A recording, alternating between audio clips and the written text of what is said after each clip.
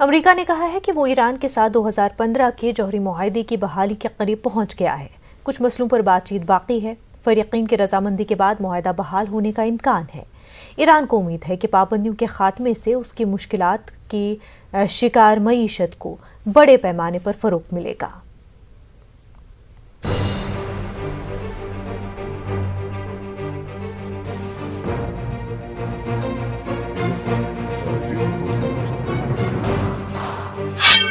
America ने कहा कि वो ईरान के साथ 2015 के जौहरी मुआहदे की बहाली के करीब पहुंच चुका है, जिसके नतीजे में ईरान पर मगरिबी ताकतों की जानिब से आयद पाबंदियों में नरमी की जाएगी। इस हफ्ते ऐसे मुतअद्दिद मुस्बत इशारे मिले हैं कि ये मुआहदा बिल आखिर तय पा सकता है।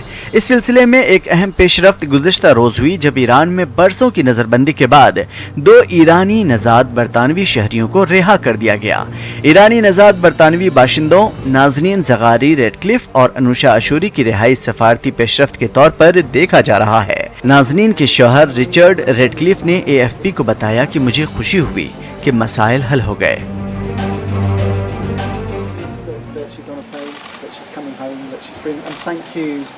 To everyone who's been helping along the way. It's been a long journey that people have been keeping us following it on the news, on petitions with the government.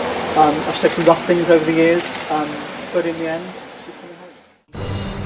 माहिरीन के मुताबिक ईरान जौहरी मुआहदे की बहाली के लिए अब महज चंद मसाइल हल तलब रह गए हैं। ये मुज़ाकरात गुज़िश्ता अप्रैल में बरतानिया, चीन, फ्रांस, जर्मनी, ईरान और रूस के दरमियान शुरू हुए थे, जिसमें अमेरिका बिलवास्ता तौर पर हिस्सा ले रहा था। अलबत्ता अब कई बरसों बाद दोबारा ये मामला हल की जानिब गामुज़न है। अमेरिकी महकमे खारजा के तर्जुमान नेड प्राइस ने कहा कि हम एक मुमकिना मुआहदे के करीब हैं, लेकिन हम अभी तक वहाँ पहुँचे नहीं हैं। हमारा ख्याल है कि बाकी मसाइल को हल किया जा सकता है। उन्होंने कहा कि मसाइल पर काबू पाया जा सकता है, हालांकि 11 माह पुरानी बातचीत इंतहाई नाजुक मरहले पर है। The remaining issues can be bridged. We do think, and as we said before, we have made significant progress. We are close to a possible deal, but we're not there yet. From our end, we are not going to characterize the number, the nature of these remaining issues precisely because we are at a very delicate stage.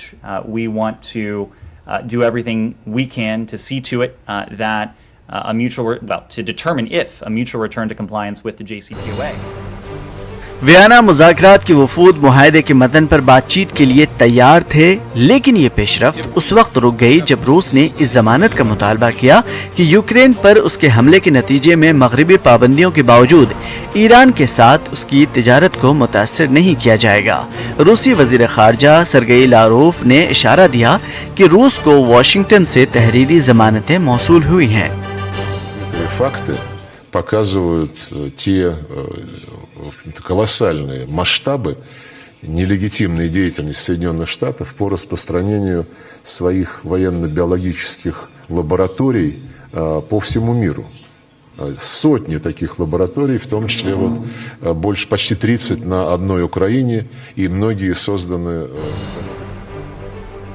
Iran का कहना है कि Vienna में अब 2 अहम चीजों पर बात होना बाकी है, जिसमें एक इक़्तिसादी जमानत भी शामिल है ताकि अमेरिकी इंतजामिया दोबारा ट्रंप दौर की तरह इस मुआहदे को मनसूख न करे।